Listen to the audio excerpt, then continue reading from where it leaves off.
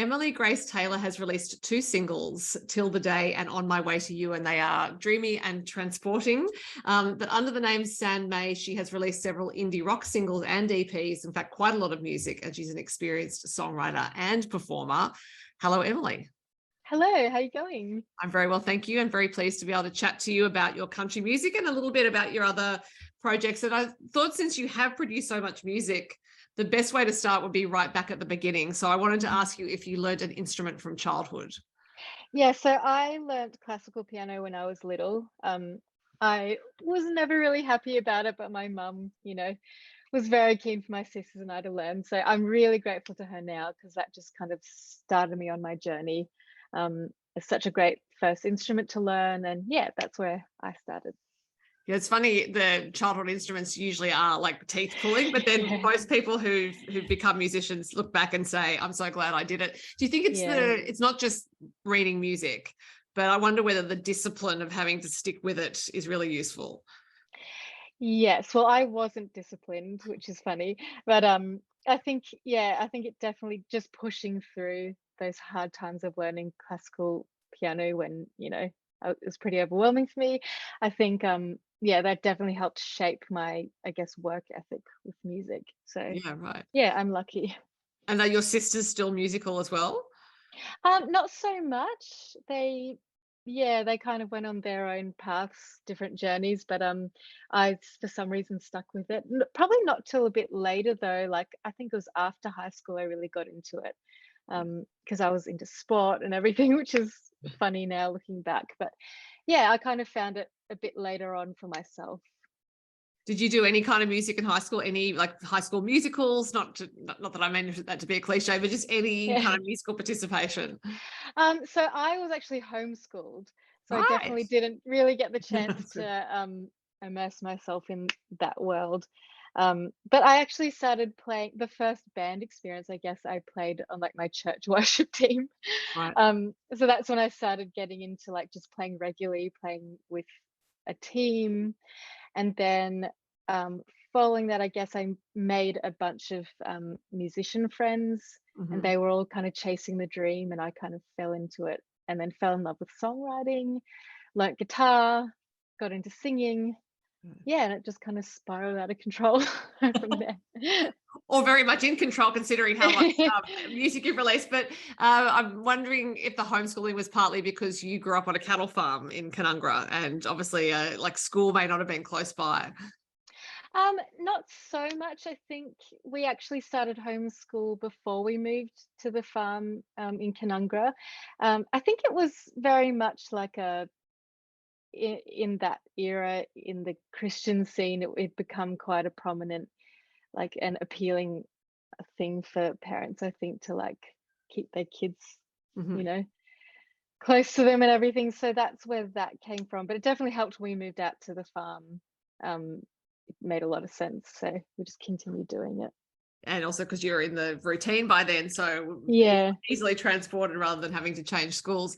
So when you started playing guitar, having come from piano, did guitar seem Mm. easier or harder? Oh, so much harder. And I still am just like, I cannot wrangle this beast. It is it is a yeah, an enigma to me. I can play like I play live, and I write a lot of like especially for San Mei, I was writing a lot of parts. But it's definitely not as natural to me, and I think it's something that I'm always going to be just uh improving on, hopefully. Because I got to say, I grew up playing piano and then learnt guitar much later on. And I think Yeah. guitar's a lot harder too. So yeah, Yeah, it is definitely. something about it. So when you started singing, did it take you a while to find your singing voice? Because I guess when you begin, you listening to other people's music and you're imitating initially. Yeah, oh, that's a good question. I've actually never really thought about it, I don't think. I I think it came fairly natural to me with the type of music I was making for San Mei. Mhm. Um, it was, I guess, very natural for me. I guess I have a naturally kind of soft voice, so it kind of suited what I was doing just to kind of have this dreamy kind of tone. But I've definitely, um, going down the country folk track, I've definitely had to find my voice in that kind of area, or whatever you might call. Yeah, so finding my voice in this kind of environment and genre and the style and everything, I've really had to, yeah, just hone in on that and really find where I sit, if Mm, that makes sense. Yeah, and I wanted it to feel like a different expression, um, and still genuine, but just a different expression to what I've been doing for the last decade. So that's mm. been a really fun, challenging thing, I think. And yeah, I'm hoping to just like get more confident in that and really, yeah, find my way. Because on your San Mei music, there are, well, it strikes me there are more musical layers and there, more instrumentation. I mean, Yeah. that fits rock, right? I mean, rock's a Hmm. big sound. You've got to develop a certain type of voice when you're singing in front of a band or however many tracks on a recording. But on your country tracks, your voice is very much to the fore and the instruments are quite pared back. So I can completely understand how you have to do that. Mm. And perhaps it feels a little exposing as well when you're used to rock. It's um it's something that I really pushed myself to do. I think uh later on in the San Mei project, I thought I was like, I really want to push my voice. I want it to be something that's more prominent and I want to be more vulnerable in that sense so that, the lyrics don't seem so cryptic and, Mhm. people can relate to what I'm actually singing about. And so, yeah, that's something I was endeavoring to do. And then in this new project, it's something that I guess I just had to do. Right. And I did find that like pretty confronting at first, especially because the lyrics that I'm writing with this project are a lot more, I think, vulnerable and honest and just simple. Like I'm not trying to be too cool or mysterious. And so the lyrics are up front, my voice is up front. And yeah, I'm loving that. I'm actually just really loving that because I think people can just at face value understand what I'm trying to, convey. Yeah. So yeah, it's a good challenge for me.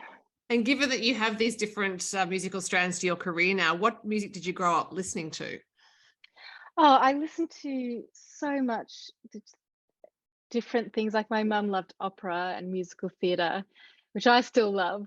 My dad loved like country music and the Beatles and yeah, a whole variety of stuff. And then I was very much into like the top 40 Yeah. um, when I was growing up. So I wasn't one of those kids that was like cool and listening to like, the vintage music or whatever. Um, so yeah, just a whole range. But I think the country music just always just resonated with me even when I was young. It felt like this sense of like coming home. And I always wanted to make that kind of music, but I guess with San Mei, it kind of just started taking off, and I didn't really have a lot of time to explore other sides to my artistry. Mm-hmm. Um, but I found the time, especially over COVID, when things started to slow down, I was like, this is actually a really good thing, and I can actually pursue this genre that's been like calling me, I guess, for a long time. Yeah. So when Yeah. you first started writing songs, were they with the San Mei project in mind, or were you just the songs came out and you thought, well, it's that direction of music? I think I was always pretty focused in that's what I wanted to be doing at the time. I think I've been listening to a lot of that kind of music and learning a lot of things about production and guitar playing in that whole kind of world. So it just felt pretty natural for me at that time to go down that path. And I always in the back of my mind was like, this is great for now. I want to be able to explore, you know, different sides to my songwriting and everything. Um, and I guess it took, 10 years to be able to find the space to do that. Yeah. Yeah. So as I said, your output as San Mei is, you have a lot of songs out there. Are you a songwriter Mm. who writes constantly? Because you've already released, 4 songs with the new project. So do you write constantly and stash things away for when you need them, or how does it work? What sort of songwriter are you? Um, so I've always been someone who hasn't just written a lot of songs really quickly and all the time. I don't know why. I think have always gotten really caught up in the production side of things while I'm writing, and I think that's always made it a pretty slow process because I'm doing it on the computer and thinking, oh, all these ideas, and then trying to write. But with the Emily Grace Taylor songs, I think I got to the point where I was like, I want these songs to just be strong enough that if I'm just playing on acoustic guitar or piano, that they completely translate and they're good enough. I don't want to rely on production. So having that in mind, I think it just made the process a lot quicker and simpler and just more honest.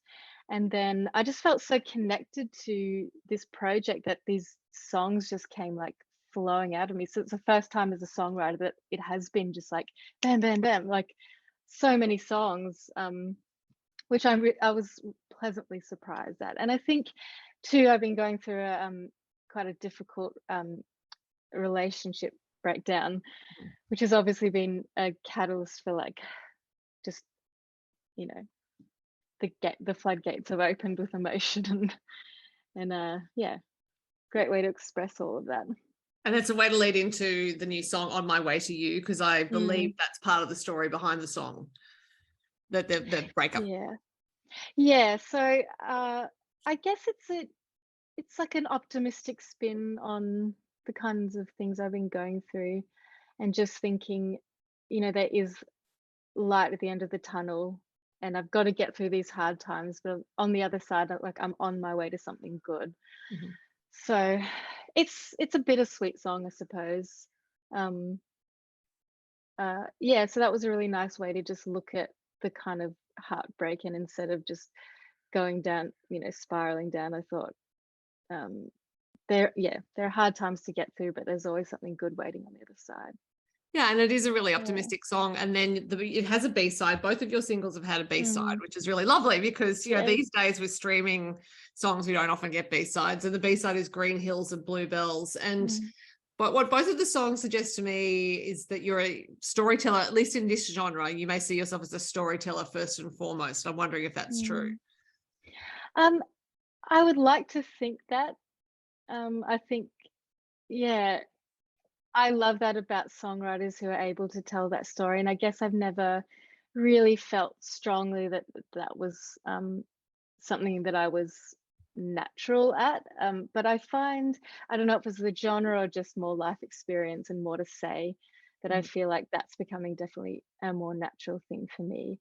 And I want to be able to pull people into a story, and you know so yeah, I hope that that's something that I get stronger in.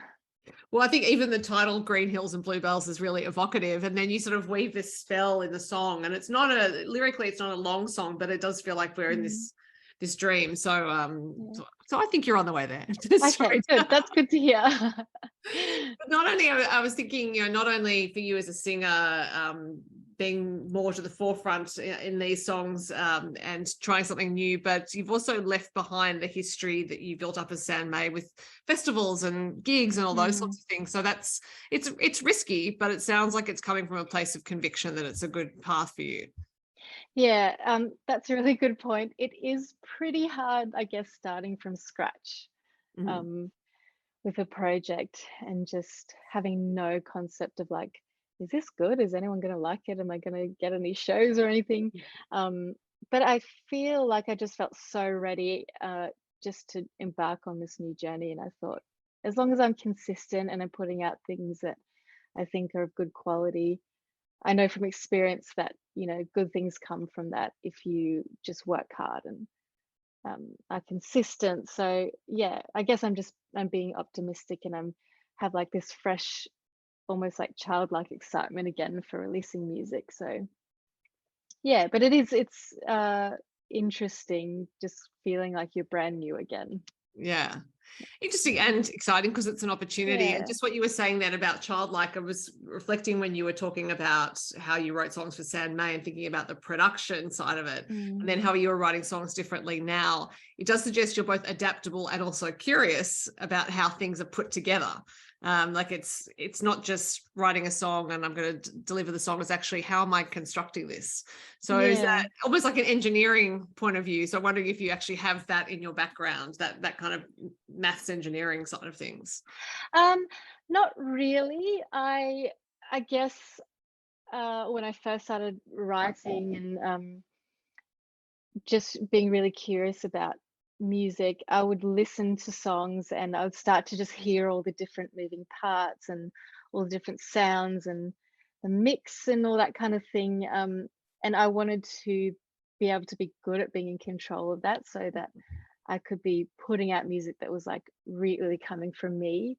And, you know, just be able to express beyond just like the melodies and everything, what I was wanting to put out there. So I guess I just practiced a lot of just like listening and mucking around in Logic and so I've still carried that with me. And I had a really strong vision for, especially for On My Way to You. Mhm. I had a really great collaborator that he kind of just let me take the reins, and he was an amazing engineer, but I was like, I want these sounds, I want these parts, it has to sound like this. So even though I'm trying to take a simpler approach, I think I want to just really be sure about the sounds and the feeling and everything. So I'm still kind of going down that path. So you've released, well, 4 songs actually, because it's 2 singles and 2 B-sides, and Yeah. in pretty quick measure actually. So I'm getting the feeling that maybe you have some other songs stashed away that you will release soon, or maybe a whole album, and you may not want to say that yet, but have you recorded a whole lot on the trot? I haven't recorded much, but I have a lot of music that I would love to record. So it's just a matter of like finding time, resources, of course.